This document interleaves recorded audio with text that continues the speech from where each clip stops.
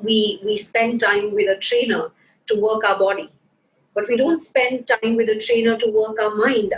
Creative people, it's a very, very well-known fact that they are wired different. Because if you harden yourself and become very left brain, then you will not have the emotional ability to respond at will. Hi, Tisca. How are you? Welcome on India.com. Thank you so much. How are you? I'm good. Thank you so much. And congratulations for your directorial debut, Tisca. Rubaru. Oh my God, I'm talking to director Tisca today. How does it feel? Does feel a bit unusual, I have to say. I've been an actor for so long that it's a little interesting to be called something else. Yes.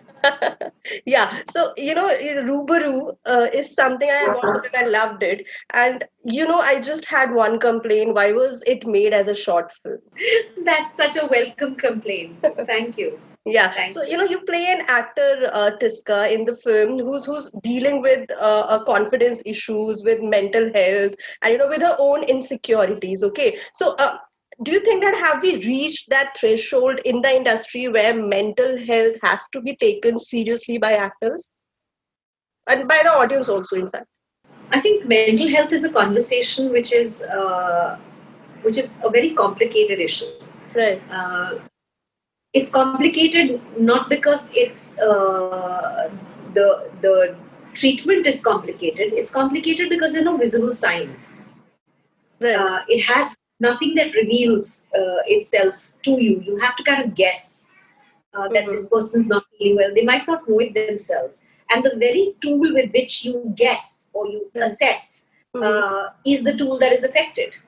Your, your, you use your brain to form judgments, and your own brain, if it starts to malfunction because of the lack of certain chemicals or because of genetic predisposition or whatever, then I think that mental health becomes a very crucial conversation. And it is famously spoken about creative people. It's a very, very well-known fact that they are wired differently. And also creatives necessarily don't allow themselves to be hardened. Because if you harden yourself and become very left brain, then you will not have the emotional ability to respond at will. When incited by a scene or by a script or by a director or by another performance, or if you're not feeling the musical instrument at that moment, then you're not going to be able to bring that alive. So you keep your emotions close to the surface, and that I think is crucial for performers. You can't become jaded and businesslike and hard, but that also makes you very fragile, very vulnerable, like a delicate piece of glass sculpture on which a myriad of emotions can be portrayed. I think that's the conversation that the film also has. So, Tisca, there was a very interesting thing happening with this film that, you were a movie actor playing on stage for the camera, right? So, what were you thinking while playing Radha Malhotra, considering it's also, of course, your directorial debut? So I felt that I shortchanged the actor. Tisca, the actor, was shortchanged by Tisca, the director, because I was watching what was going on, and I was trying, because that was the first time I was directing, so I was more conscious of my directorial role than my actor role. And acting, I thought, wahi jayega, so I hadn't put in enough preparation. And when I reached the shoot, I was quite stressed out about performing because I hadn't prepared that much. We'd written it and all of that, but that still doesn't take away from the fact that you need to prepare. However, we managed to pull it off, and but there was a very funny moment. There was a particular scene which was quite tough to do. The one on stage where she breaks the fourth wall and she speaks to the audience and says, "I can't do it anymore." Right.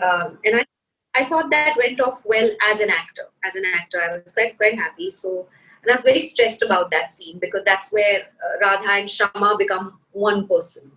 Shama, the writer, Radha, the actor, become one person. So I was quite stressed about that scene. And when it went off well, I sort of, sat back in the shooting plastic chair and I was thinking, ठीक हो गया, अच्छा हो गया, चलो अभी next जो भी करेंगे. And I was sitting and I was thinking, कितने slow हो गए ये production वाले, आगे नहीं बढ़ रहे हैं, पता नहीं कब क्या करेंगे.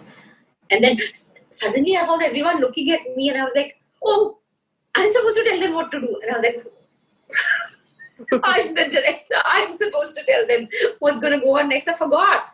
I'm so used to being an actor, not used to being a director. So for those two seconds, I completely forgot. And then I sort of pretended that I was just taking a break. And I was like, yeah, come on, let's moving on, whatever. But it's so bizarre. I completely forgot. I was like, so. Yeah. Yeah. So, Tisca, you just mentioned that at one point of time, you realized that the character you were playing and the actor you were actually one. How often does that happen to you? On very good days, it does happen. Yeah. And you hope that happens and you work towards that happening.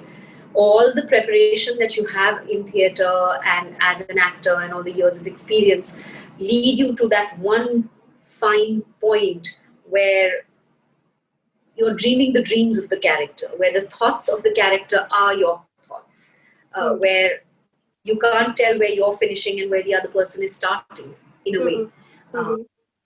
That happened with me in a short film that we made previously called Chutney, where I know her so well. I know that character, Vanita, so well. So it does happen. It does happen on good days. And if it doesn't, then you hope that your craft will pull you through. And you hope that you lean on your director and your director will sort of hold your hand and say, come, walk this way. And then again, it'll happen. Yeah. So in Rubaru, Tisca, there's this scene in which, everyone who's watching the film would assume that, Radha Malhotra is going to kill herself. Okay. And now I want to know from you that what hits an actor in reality the most in such vulnerable times? Is it the loss of work? Is it, say, fading fame? Is it, or maybe, knowing that the actor doesn't have a lot of people to trust in the industry? What is it? It's interesting that you asked that because I think it's not just a problem of acting, because that would make it a very limited film in that sense. If you talk about the CEO of a company, right, he's risen from the ranks up to become the guy who's wearing the crown, and he's the CEO of the company. Right. So he becomes Mr. Infosys or Mr. Nestle or whoever. Immensely successful. Yeah, maybe. Immensely successful, immensely bonded with the brand. No, bonded with the brand that he's built. Okay. Up from the ground. Right. And when retirement comes or when you move to a new role, then ripping off that mask and understanding that you are not that identity. That's one of your identities. You're a father, you're a neighbor, you're a son, you're a golfing buddy. There's so many things. A husband, right.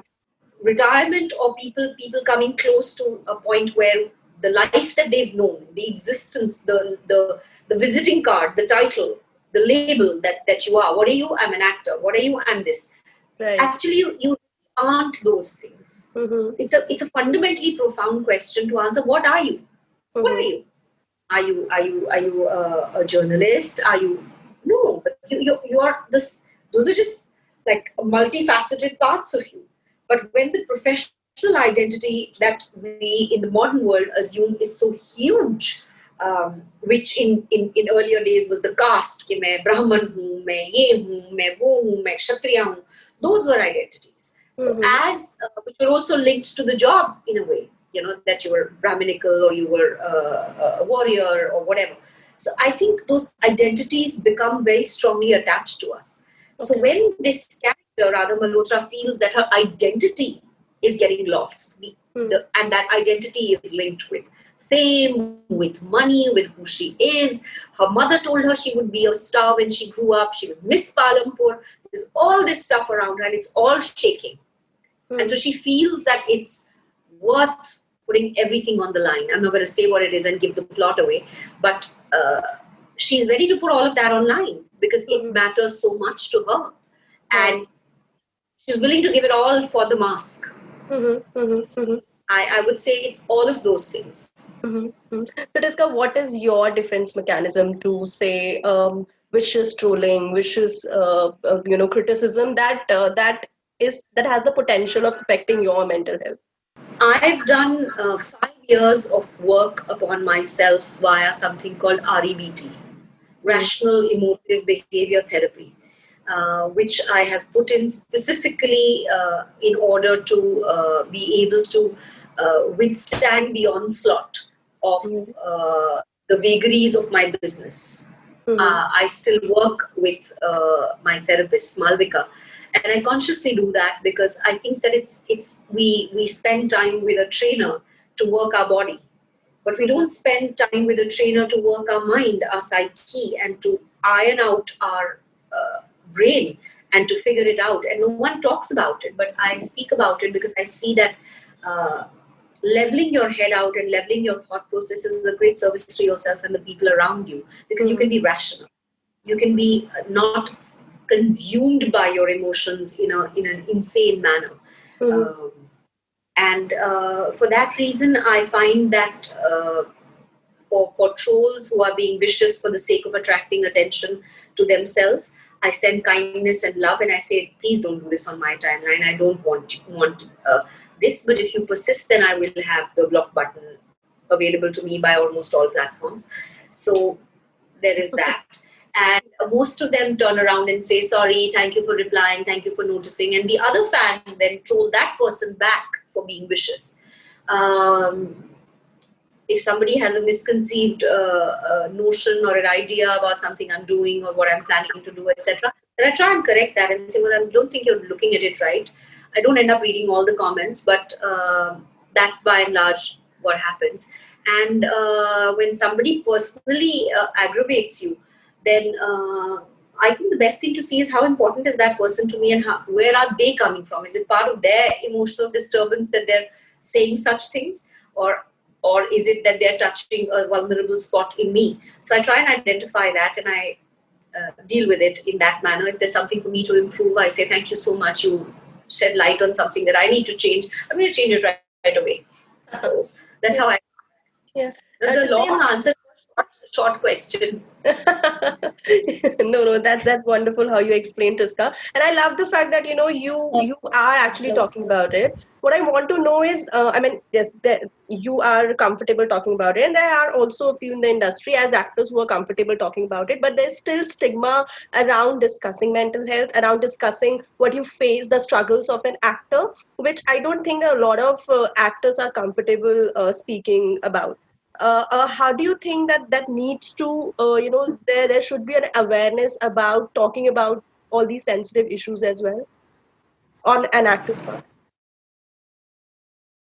I think actors, because they're in the public eye, everything gets magnified hugely.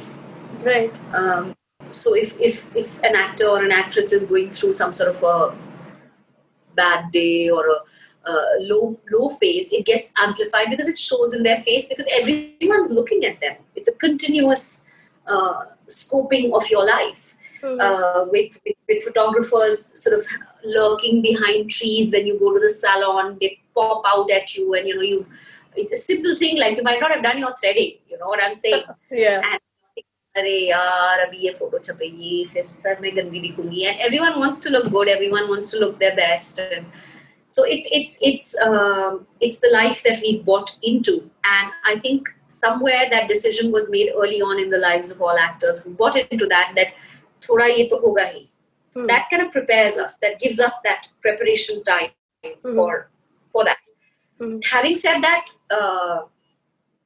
performers, like I said, need to stay vulnerable and need to stay in that space where they're responsive to emotional stimuli, purely because your emotion is your stock in trade, is emotions. You deal with emotions. That is the Coke or the Pepsi or the chocolate that you're selling. You're selling emotions.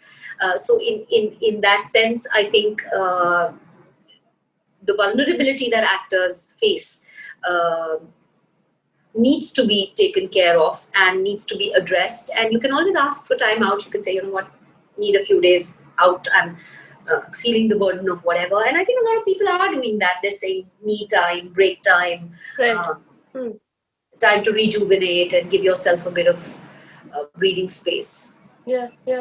So, Tisca, coming back to Rubaru and your directing abilities. So, Tisca, how creatively satisfying is it to be a director? Hugely. It's hugely satisfying to be directing something because the story is yours. You're now telling the story your way, in the manner that you want to tell it. Mm-hmm. And sometimes when someone else is directing, you may not necessarily agree with the manner in which they're telling it. You agree with the story, which is why you agreed to be part of the project in the first place. But the manner in which that story is being told might not entirely agree with you. But when you're directing, then you call the shots, literally. Mm-hmm. So it is very satisfying. Mm-hmm. So, on that note, Tisca, we hope to see you directing more, and congratulations for Rubaru again. We sincerely hope it gets more like a wider platform to be showcased on. And thank you so much to be on India.com. All the best. Thank you so much. And everyone, please watch Rubaru. It's streaming on YouTube. It dropped a couple of days back, and I hope you enjoy it. It's the behind the scenes of an actor's life, what really happens with actors or actresses. I hope you enjoy it.